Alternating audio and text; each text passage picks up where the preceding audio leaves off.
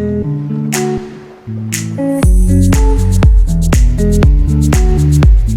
up, y'all?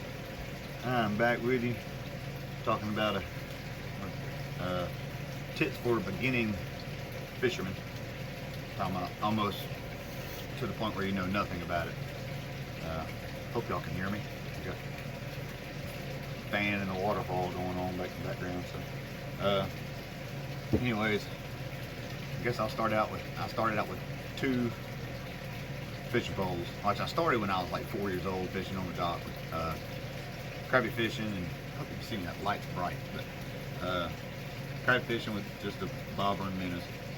But we're talking about bass fishing. So if you don't know how to throw a bait caster and you want to get out there and start fishing, I would suggest getting spinning reels. But for video's sake, I am using my bait casters, which you really don't matter with what I'm talking about. But anyways, I'm gonna start out with the choice of fishing line.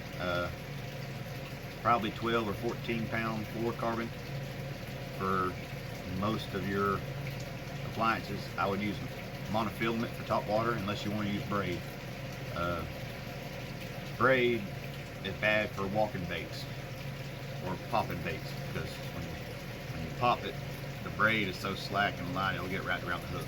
So that's why I say monofilament just starting out, and once you get more combos and everything, then you can start. Because I got two poles I keep braid on year round, and I've got one on monofilament, the rest of them are fluorocarbon.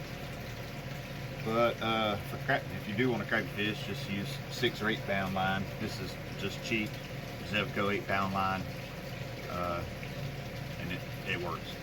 But for bass fishing, I use Super FC Sniper. This is actually 10 pound line, but it's the only spool I had in the boat. I gotta go get more. But if you're first starting out, I'd say go get the Berkley Trilene Big Game 12, 14 pound. Really 12 pound in that line. It's some good strong line, but it's cheap. Let's see. I got my notes written down, so I kind of have to go in order with them. When you're tying a knot, let's see what I got here. There's 2 types of knots I tie. One of them is for fluorocarbon, and it is called the double Pitsen knot. Double P-I-T-S-E-N, I believe they spell it. Got bugs flying on me. I will show you, if I can find my scissors, I'll show you me tying it, but it's best to just Google double Pitsen knot, and it actually has a step-by-step drawing of how to do it. And there's other videos out on YouTube about that too, where people are using like really thick braid or rope or something. Anyway, so if I'm tying, so if you're gonna fish a worm, which what I would suggest, one combo would be top water or crankbait. Kind of depends on water condition. In a windy day, top water ain't gonna work, and if it's bright outside, it won't work. It has to be cloudy, or just when the sun's coming up or just going down. But on a typical day where top water is not going to work, I'll use just an old Zoom 6-inch black worm. I think it's called a U-tail. Yeah, U-tail. This is actually black and red. I don't have any solid black. Black is for dirtier water. If you have clear water, you want to go with something more translucent, either watermelon or green pumpkin. This is watermelon candy, and I know I can't, in the light, you can actually see through it a little bit better. A black worm will work all the time. My dad is old school. He taught me how to fish and gave me my love for it and everything. But he doesn't like trying the new techniques that I use. So we do bass fish differently. But anyways, I will get to the knot on worms or this brush hog. I'll show you that too. This is a baby brush hog, watermelon candy. I will throw it Texas rig most of the time. You could throw it Carolina rig. I don't use just because it's such a hassle of setting it up. You have to cut a leader, tie this, add a weight, tie something else. It's just It does have its purposes, but for the most part, I don't use them. Texas rig, you take your weight, your bullet weight. There's several different sizes, and actually, I don't even know the weights of each one. I pick a size at what I'm used to using. No, sorry, I can't. Probably 1/4 ounce is probably the most. I would say the most, in my opinion, the most used. But you take your line. I don't know. I hope y'all can see this, but there's a little hole in the. There's not a hole in that one. These are old anyway. I don't really use Texas rig that much. Most of the time I fish with a jig, and I'll go through that too. But let's see. So if there's not a hole opened up, I'll take a hook and just kind of stick the point down in there and wiggle it around a little bit and make myself a hole. So you put your weight on first. Don't forget your weight. I've done it. You'll end up with a weightless rig, and sometimes weightless works, but we're not talking about that right now. So. And then I'll take, for a worm or a brush hog, any kind of bait like that, you want to use an offset hook. That way the gap between the hook and your line tie, it's a good gap. So when it's in the fish's mouth, it's usually you're going to hook in the top of the mouth like that. But so I'll do that. I hope you can see on the top of the mouth, that hook is going to catch. You know, if you use a hook that has I'm sure I got one. A hook, I don't even know what they call it. It's offset, but it's got a big opening. You can look, the hook point and the line tie is pretty close to being even. There's not near as much of it barely catches my skin. Versus that offset hook, I mean, it really digs in there. So that's what we're gonna tie on. And I might actually use this setup next time I go. I wanted to go this weekend, but we got that tropical storm coming up, and it's pretty much gonna be a washout. So, anyways, I'm gonna tie this hook. I mean, I'm not gonna try to show y'all how to do it because it takes really thick line. Like I said, there's pictures and guides on it. You can Google the double fits and knots, but it doesn't take that long once you get used to it. I always put my pinky on the hook just to give it a little bit of weight, so your weight is not, or so your line's not really limp.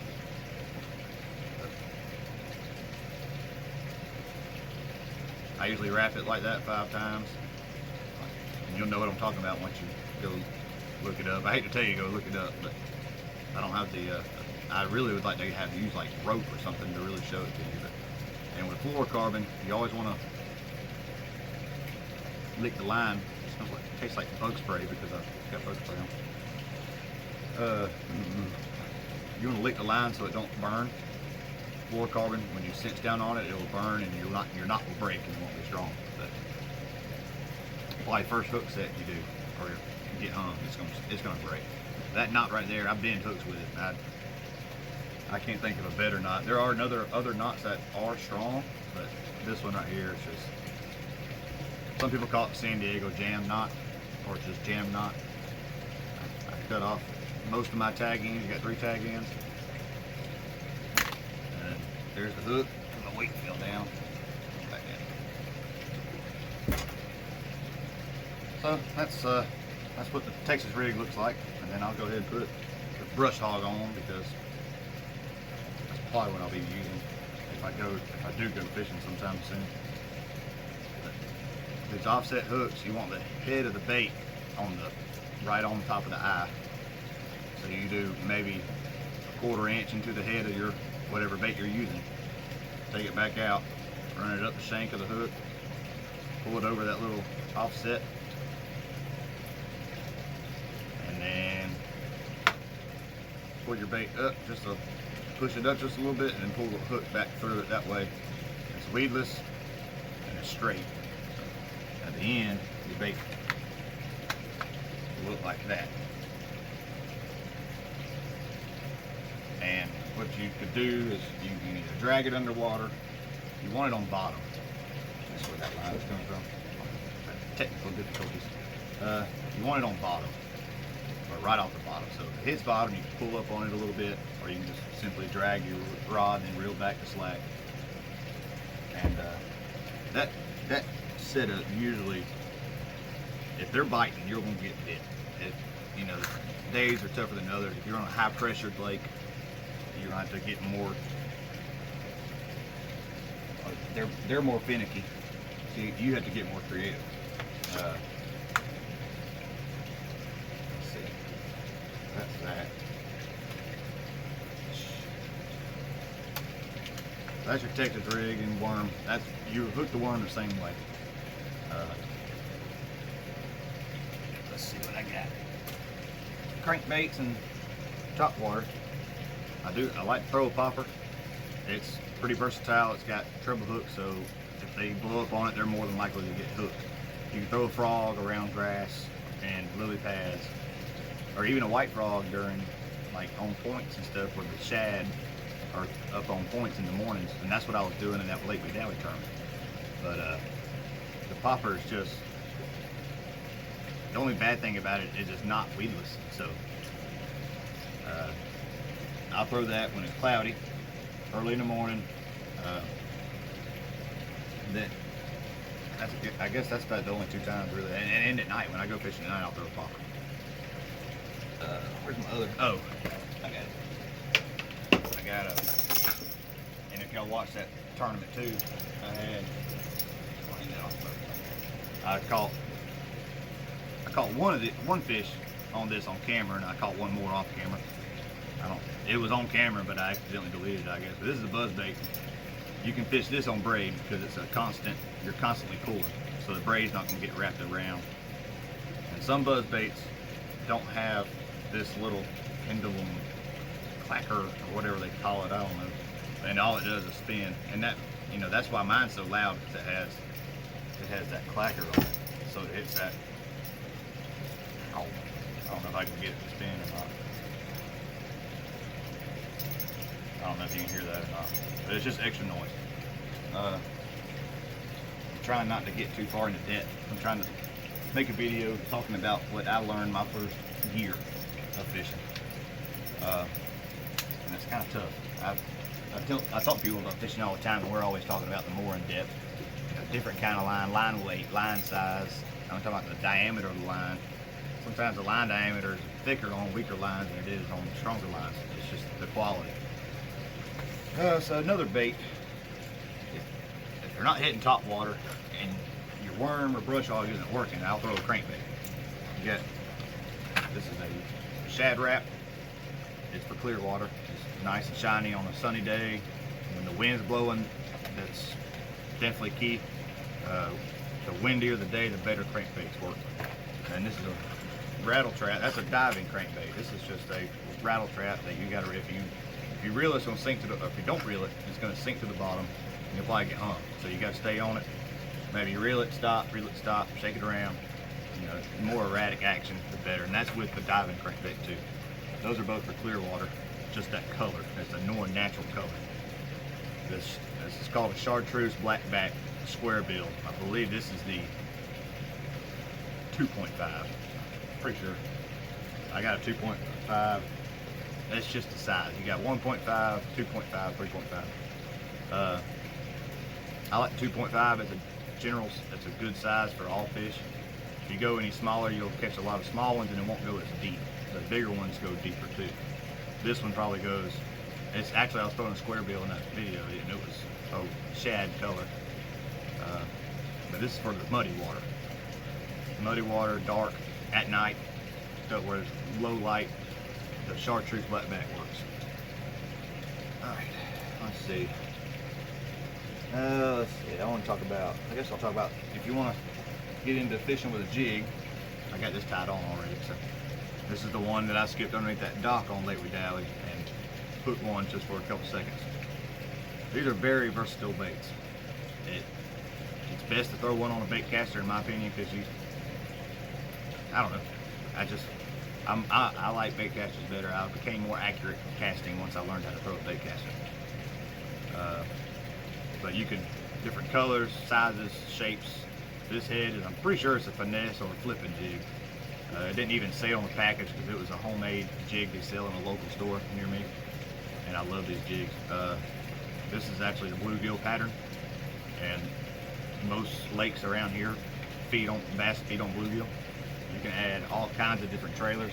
I'm talking, you can put a brush hog on there. They got speed crawl, grubs, chunks. I mean, it just goes on and on. Y'all want me to do a video about just jigs? Let me know. Or if y'all have any suggestions during this, yeah, just say in the comments. Another rig I like to do is called a Ned rig. And I done lost my little bitty rig. I like the Ned rig.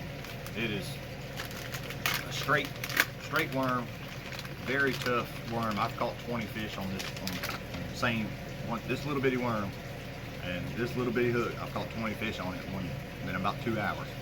But it's very tough. You can't do this with another worm. I'll go ahead and show you. I don't use these that much. So this worm's that long. I'll pull it, it'll snap. Well, I'll even do it in the thick part. It snaps. But this little 2-inch worm, I mean, look at that. So, very tough. Again, this is for, you see that chartreuse color to it. That's good for dirty water. And for clear water, I like to use the California Crawl. It's got the red flake in it. But you hook this kind of the same way as you do as your worm and brush hog, but you don't come off, you run the worm, you don't take the hook out until you're ready, until you're done. It's not weedless. But I like to fish it around rocks. Shallow rocks, maybe dropping into deeper rocks. But do that right there. Slide it up to there's a little bait keeper, a little barb up there. And I hope y'all can see. But that's all it is. And when the worm floats, so imagine your line tied down to this, where the line tie is. Every time you cast, it falls straight down and it stands there. So if you just barely twitch your rod, it's going to sit there and bounce. And sometimes when they won't bite anything else, they'll bite this. So, Ned rig, and I do throw a Ned rig on my spinner reel. It's too light to throw on a bait caster, unless it's a very high dollar bait caster. I throw it on probably 10-pound test because it is more of a finesse type of fishing. So 12, 14, 16, 20, whatever, might be too thick of a line, and I think sometimes they can see it if they're that picky. And the line thickness affects how the bait falls, how it moves. The thinner the line, the more action out of the bait you get. Talking about action, I'll say this too. If it's hot where you are, you want a lot of action. During the winter, you don't want no action. The less action, the better. I'm talking about all the swimming legs and stuff. That stuff like the brush hog, it will not work near as good during the winter time. All right, location. Where you're fishing. If you're never bass fished before, you're just starting. I try to find some local ponds that don't get fished a lot. All right. So, phone ran out of memory while I was almost done, so I'm going to go back and kind of add this in there. I had to delete a few apps and stuff. But, so I was talking about location. I would look for either a small pond that no one fishes, you might have some access to, or just private areas or secret areas maybe. If you're trying to find or fish a public lake, high pressure, got a lot of tournaments, it's gonna be tough. All them fish are used to seeing all those baits. It's more about presentation then, and that's what you're trying to learn is what kind of presentation they like. And you learn that by, I started out fishing small ponds, and then I moved to a little bit bigger private lakes. I got lucky with one of them, and I still have access to, which will be, like I said, I will be fishing. And then when I started going to West Point Lake, which is right down the road from me, I was skunked a lot. I almost gave up. I really did. But I kept at it. I'd catch a good one here and there. I'd catch several small ones. I wouldn't advise getting into tournaments until you have several years, I guess, until you can consistently catch 3, 4, 5 pounders down here. Wherever you are, the bigger ones. In the ponds, I'd like to fish the stumps. You have stumps, dock posts, anything like that that hold that kind of stuff holds fish. Either a tree, a blowdown, something like that. These square bills are really good for running through either running around stumps or hitting dock posts. They actually deflect off of these round, the actual diving crankbaits. Their rounded bill does not deflect near as well. And if you don't have that, I'd throw your worm first. More finesse approach. Just kind of drag it through there, let it drop down right next to the dock post, stuff like that. My favorite conditions to fish is when it's cloudy, overcast, mild weather, not too hot, not too cold. That's usually when they're biting, just non-stop. In the wind, I do like throwing crankbaits. They're easier to fish than worms because it's windy and it's hard to feel the bite on the worm. And when it's windy, the wind and the water, everything blows the bait fish up on the bank. It's where the rattle traps mimic the bait fish. That's all you're trying to do is mimic what they're eating. Anyways, I hope this helps. Y'all let me know any suggestions, any questions. I can go into more detail about certain baits if you want. Anyways, thanks y'all for watching. I really appreciate all the love and support. If you're not from Lee Out Loud, go check them out. We do a lot of stupid stuff. If you don't know your boy from Auburn, go check him out. Great guy, funny, hilarious actually, keeps me laughing. Anyways, I appreciate y'all and see y'all next time.